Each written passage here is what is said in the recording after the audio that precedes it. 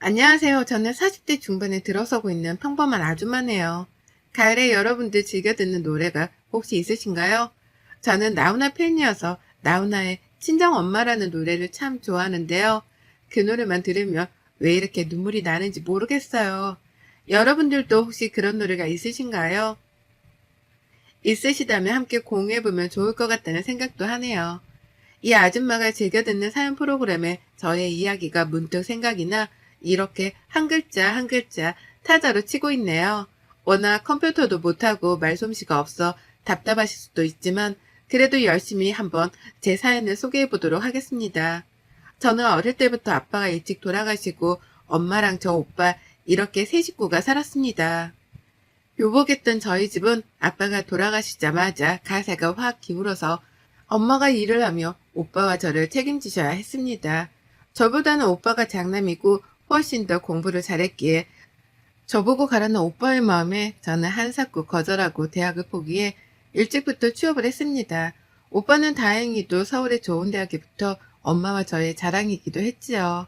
그렇게 오빠가 군대를 가고 저랑 엄마랑 둘이 살게 되면서 지금 생각해보면 이때가 가장 행복했었다는 생각이 들기도 합니다. 둘이 사니 제가 벌어오는 돈만으로 풍족하진 않지만 먹고 싶은 걸 먹을 수 있고 엄마와 주말에는 가끔씩 여행도 다니며 오빠는 결혼해야 되겠지만 저는 엄마랑 살아야겠다는 다짐을 하기도 하였습니다. 그러다 저는 사귀던 남자친구와 원치 않는 임신을 했네요. 그때만 해도 지금처럼 혼전 임신이 많이 없었기에 지우려고도 생각했지만 엄마는 그러는 거 아니라고 하면서 엄마가 도와줄 테니 꼭 낳으라고 용기를 주셨으며 시댁에서는 잘난 아들 아껴 막는다며 반대를 참 많이도 하셨지요. 저희 집에 찾아와서 아이를 지우라고 난리도 치고 그때마다 울면서 이렇게까지 결혼을 해야 하나 싶기도 했습니다. 하지만 뱃속에 우리 아이를 생각하며 그런 시댁이어도 아빠 없는 자식을 만들지 말자라는 생각으로 결혼을 했고 번갯불 콩 구워 먹듯이 결혼식을 올리고 시댁에서 얻어준 작은 신축 빌라에서 신혼살림을 시작했습니다. 남편은 저와 다르게 좋은 대학 나와 유학까지 결정되어 있었지만 아기가 생기는 바람에 대학교를 졸업하자마자 취업을 해야 하는 상황이었지만 시댁에서 남편이 공무원 시험을 꼭 봐야 한다면서 생활비를 줄 테니 남편 공부하는데 방해하지 말라고 하더군요. 저는 임신 기간 내내 먹고 싶은 음식도 제대로 먹지 못하고 잠 한 번 푹 자지 못했습니다. 아침마다 전화 오는 시어머니에 남편 아침 챙겨줬니? 라는 물음에 대답해야 했기에 늘 새벽같이 나가는 남편의 밥을 챙기고 조금 쉬려고 하면 시댁으로 와서 집안일 좀 도우라고 하는 시어머니의 시집살이에 한시도 쉴 수가 없었습니다. 남들은 임신하며 몇십 킬로씩 살이 찐다는데 저는 너무 찌지 않아서 오히려 병원에서 이렇게 되면 출산하는데 힘들 수 있다고 많이 먹으라고 할 정도였으니까요. 임신 기간을 거치고 출산을 하던 날에도 제 옆에 있었던 건 저희 친정 엄마였습니다. 오랜만에 만난 엄마는 저의 모습을 보고 한참을 뒤돌아오셨어요. 너무 말라버린 제 모습이 안쓰러워 집에서 바리바리 미역국이랑 반찬을 싸와 출산하던 날 그 미역국을 먹으면서 울었던 생각이 나네요.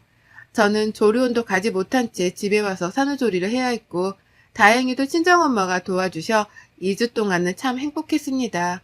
본격적인 육아를 시작하면서 남편은 아이가 울면 밖으로 나가고 친구들과 만나 공부도 안 하고 술 마시고 늦게 들어온 날도 많았습니다. 그럴 때마다 잔소리를 하면 그럴 거면 아이를 왜 낳았느냐면서 저를 타박하기 일쑤였고 시댁도 마찬가지였습니다. 그렇게 아이가 조금 커 어린이집에 가면서 조금은 숨통이 트이기 시작했고 남편은 거의 4년을 넘게 공무원 시험 준비를 하며 떨어지는 바람에 선배 회사에 취직하기로 결정을 하였습니다. 그럴 때마다 남편은 늘 술 마시고 하는 레파토리가 있는데요. 저를 만나 자기 인생이 잘못됐다고 늘 한탄하는 거였어요. 자기는 탄탄대로로 갈 수 있는데 저와 아이가 생겨서 그렇게 되었다고요. 그런 말을 들을 때마다 지금은 아이가 아직 어려 잘 이해하지 못하겠지만 더 커서 이런 말을 들을 때 얼마나 마음이 아플까 싶어 밤에는 숨지게 온 적도 많았습니다. 남편은 회사에 다니기 시작하면서부터 외박이 잦았고 그런 날에는 아이와 저 둘이 집에 늘 있었습니다. 오랜만에 친정이라도 가려고 하면 시어머니는 어딜 친정을 가냐며 저를 못 가게 하곤 하셨습니다. 그렇게 철장 없는 감옥살이를 하던 어느 날 시댁에 저번에 두고 왔던 아이 물건이 생각나 시어머니께 전화를 드렸지만 받지 않기에 필요한 물건이라 빠르게 시댁으로 갔습니다. 띵동 누르고 기다리는데 시어머니가 나오더군요. 당황한 얼굴로 저를 보시더니 이 밤에 무슨 일이냐며 아이 데리고 왜 밤에 돌아다니냐며 타박을 하시더라고요. 저는 아이 물건을 두고 갔는데 필요해 왔다 말씀드리고 들어가려는데 지금 집에 손님들이 와 있다고 다음에 와서 가져가라고 하시더군요. 지금 필요한 거다. 그럼 그것만 가지고 가겠다 하니 갑자기 저에게 이런 말씀을 하시더군요. 지금 들어와봤자 좋을 게 없을 텐데 그럼 들어오던가 라고요. 그래서 그게 무슨 말인가 싶어서 신발을 벗고 들어가 아이 물건을 찾는데 손님 몇 명과 저희 엄마가 주방에서 설거지를 하고 계시는 거예요. 너무 놀라 엄마! 라고 부르니 엄마가 갑자기 너무 깜짝 놀라서 그릇까지 놓치셨더라고요. 왜 여기에 있어? 나한테 말도 없이 우리 시댁에 왜? 라고 물으니 엄마는 아무 말도 못하고 있고 시어머니는 저에게 코웃음을 치며 말하더군요. 아, 내가 저번에 너네 집에서 사돈 요리 먹어보니 너무 맛있더라고. 그래서 집에서 요새 쉬신다길래 우리 집에서 가끔씩 요리해주면 어떨까 싶어서 돈도 넉넉하게 드린다고 했고 뭐 서로 좋잖아? 나는 맛있는 음식 먹어서 좋고 사돈은 돈 벌어서 좋고 얘 원래 남의 집 살림보다 가족 살림이 낫잖니? 라고요. 엄마는 시댁에 한 달 전부터 와서 파출부를 하고 있었고 그런 사실은 저는 아무것도 모르고 있었습니다. 남편도 아냐고 물으니 당연히 안다고 내가 말없이 그랬겠냐고 하시더라고요. 돈도 다른 것보다 넉넉하게 주는데 뭐가 문제냐면서 오히려 시어른한테 대든다고 저에게 몰아붙이는 시어머니의 얼굴을 보는데 식탁 위에 있던 맥주잔을 들어 그대로 시어머니에게 뿌렸습니다. 아무리 내가 하찮더라도 그래도 사돈되는 분에게 자기 살림을 시키다니요. 그것도 남편이 알고 있다는 사실 자체가 저에게는 여기에 있을 이유가 없더군요. 그렇게 맥주를 뿌리니 시어머니는 소리치면서 제 뺨을 짝하니 때리며 얘가 어디서 근본 없는 게 들어와가지고 애기 생겼다고 파줬더니 어디서 너 배운 교육이니? 너네 엄마한테 그렇게 배웠니? 하기야 너나 네 엄마나 수준이 알만하다. 내가 돈을 안 줬니 뭐랬니?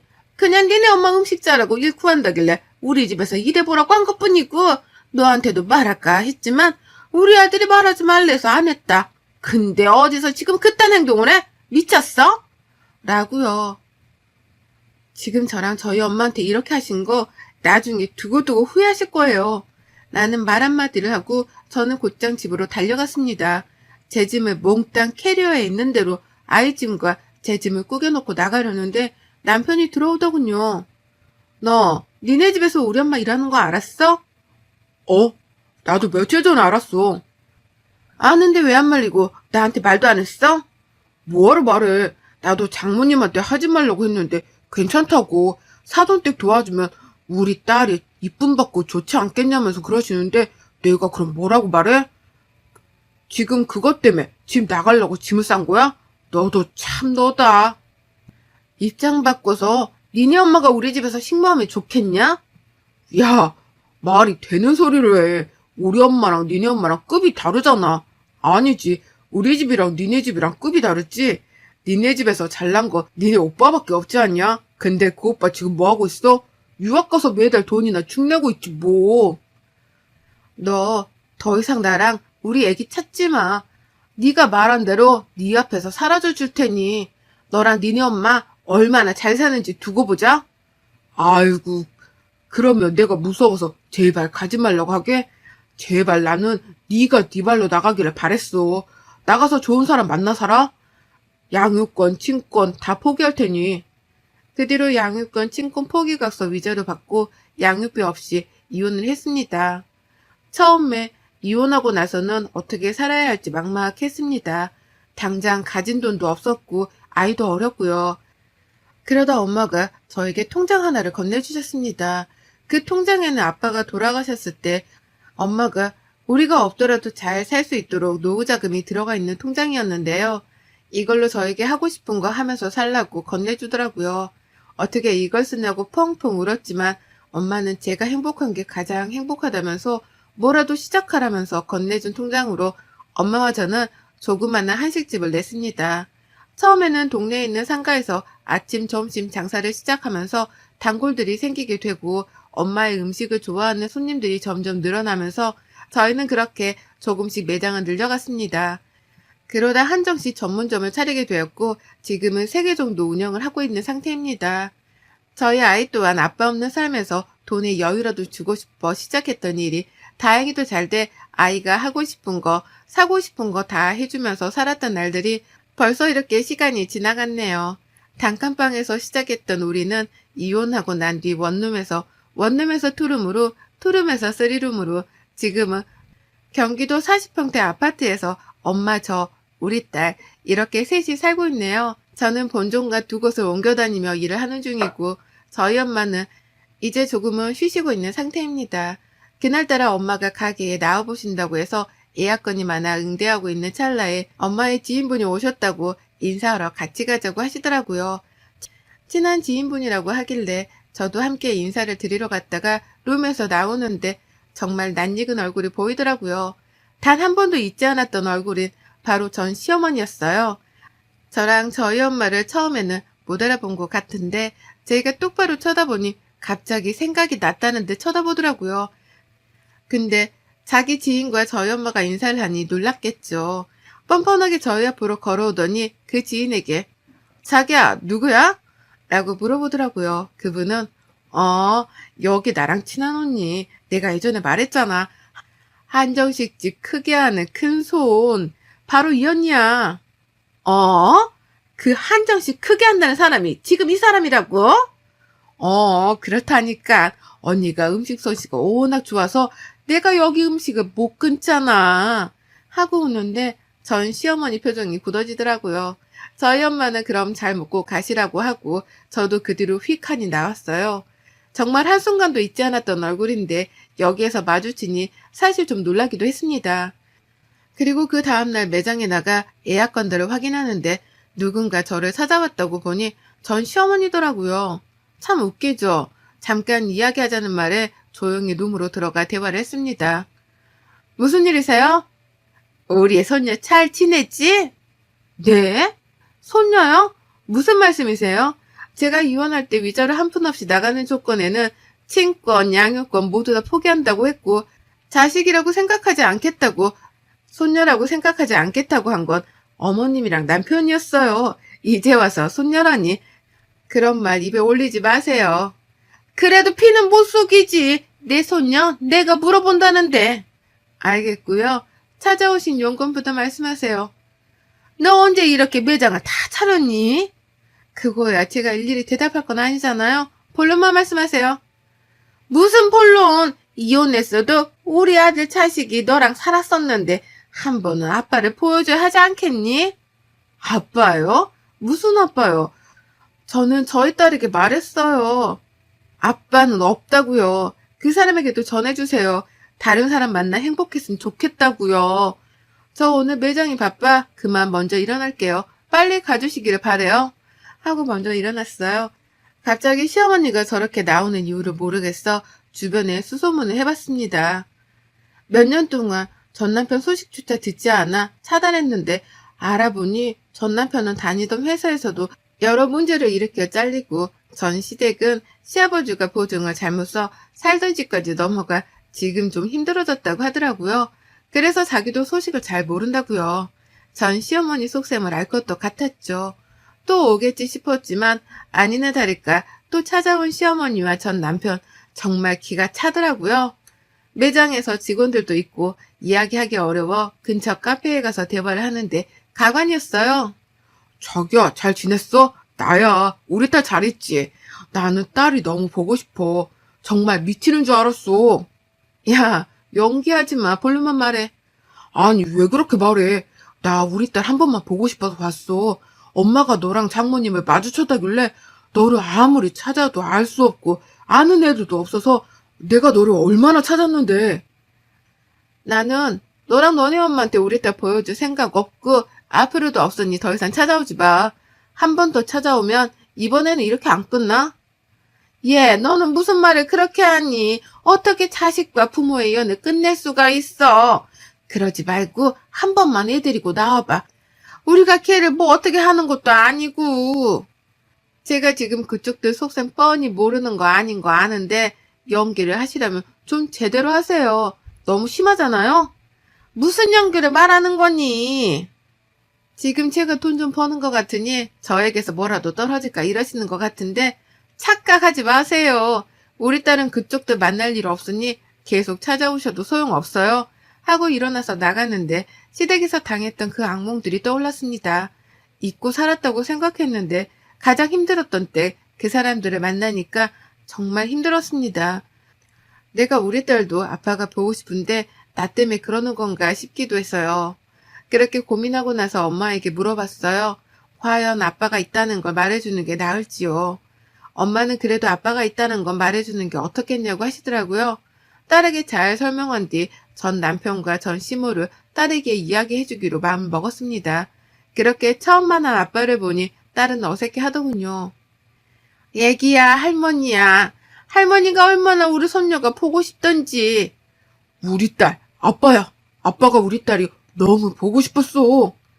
셋이 만나는 동안 저는 딴자리에 앉아 생각에 잠겼습니다. 이제 집에 가려고 이야기하는 순간 갑자기 저보고 오늘 우리 집에 가서 같이 있으면 어떻겠냐 하더군요. 딸이 어떻게 사는지 궁금하다고요. 저희 딸도 자기 방을 아빠랑 할머니께 보여주고 싶다 하도 말하니 엄마가 친구들이랑 여행에 가셔서 그럼 잠깐만 들어갔다 가라고 말한 후 집으로 갔습니다. 집으로 가니 자기네 집인 마냥 곳곳을 살피더군요. 그러더니 이번에는 집에서 꼭 자고 가겠다고 이야기를 하는데 정말 너무 뻔뻔하지 않나요? 자꾸 딸을 앞세워 저에게 이야기를 하라고 하는 것 같은데 처음에는 너무 화가 났지만 그래도 천류는 끊을 수 없다길래 손님방을 내어줬습니다. 그렇게 아침이 되었고 같이 넷이 앉아 식사를 하는데 갑자기 전시모가 저에게 우리 이렇게 가족이 다시 되는 거야? 라고 하는 거예요. 먹던 밥이 튀어나와. 아니 도대체 무슨 말씀을 하시는 거예요? 저는 그럴 일 1%도 없고요. 다만 저희 딸이 자기를 낳아준 아빠가 어떤 사람인지 나중에도 궁금해할 것 같아서 만난 것뿐이지 그 이상 그 이하도 아니니까 김치국 마시지 마세요. 라고 했습니다. 남편은 제발 자기야 우리 합치자. 내가 잘할게. 그때 내가 너무 어려서 미쳤었나 봐. 우리 딸을 보니 정말 나 다른 곳에 못 갈 것 같아. 내가 더 잘할게. 엄마도 정말 미안하다고 했어. 그래, 야, 내가 그때 정말 미안하구나. 사돈에게도 내가 정말 사과를 하고 우리 다시 여기서 잘 지내보자. 아가야, 내 며느리가 되어주면 안 되겠니? 하며 헛소리를 하는데 아무 말도 안 하고 저는 가만히 있었습니다. 그들은 저보고 긍정의 의미냐면서 좋아하는 순간 번호키를 누르고 들어오던 소리에 저보고 누구 올 사람 있어?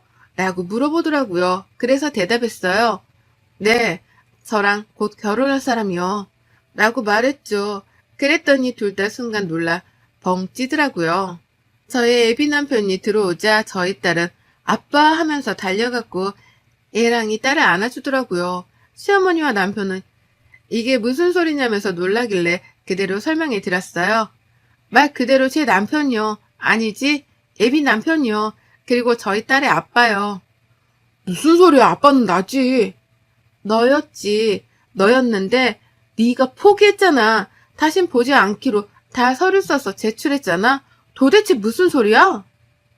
아니 그땐 그랬지만 이제는 잘한다니까. 네가 결혼할 거면 딸은 놔주고 결혼해. 너 진짜 콩밥 한번 먹어보고 싶어 이래? 아 맞다. 네가 지금 서류 놓고 기다리는 회사 있지? 네가 그걸 어떻게 알아? 그게 왜? 그 회사에 못 갈 것 같아. 그 회사 우리 남편이 사장이야. 라고 했더니 전 남편의 얼굴이 정말 새빨개지더라고요. 이 사람에게 이야기 많이 들었습니다. 죄송한데 이렇게 찾아오시는 거 주거 침입죄에 해당될 수 있어요. 저희 이번에 결혼식 올리는데 2분 초대하고 싶네요. 저희 부모님도 많이 뵙고 싶어 하시고요. 참 궁금해 하셨거든요. 수준 이하의 사람들은 어떤 사람인지요. 무슨 이야기인지 아셨으면 더 이상 찾아오는 일 없었으면 합니다. 다시 찾아오면 그때는 경찰서에서 배워야 할 것 같네요. 전 시어머니와 남편은 그대로 주저앉아 멍을 때리고 저는 경찰 불러서 나가라고 하기 전에 나가라고 했어요. 그리고 말했습니다. 내 딸이 그래도 자기를 낳아준 아빠가 어떤 사람인지 살아가면서 궁금해할 것 같아서 온정을 베풀었는데 너랑 너네 엄마라는 사람은 끝까지 수준이야 할 사람이라는 걸 알았어. 그리고 어머님, 제가 그랬죠? 그때 그 일 반드시 기억하고 있었다고요. 오갈 곳 없어서 일할 데 없으시면 저희 매장에 주방임으로 써드릴게요. 돈은 당연히 많이 드리고요. 생각 있으시면 연락하세요. 라고요. 그렇게 전 시댁과 저의 인연은 완전히 끝이 났습니다.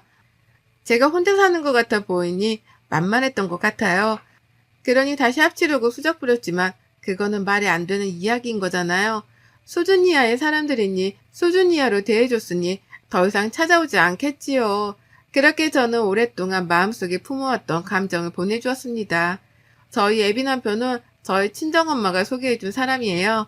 오랫동안 단골로 왔던 부부가 있었는데 그 부부와 엄마가 연을 잘 맺어 저와도 이렇게 인연이 닿았답니다.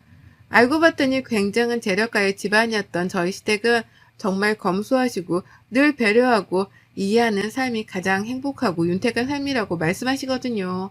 그 삶의 목표를 이어받아 저도 이제 남편과 저희 딸과 엄마와 행복하게 살고 싶습니다. 저의 새 출발을 응원해 주실 거죠? 여러분의 생각은 댓글로 남겨주세요. 오늘도 시청해 주셔서 정말 감사합니다.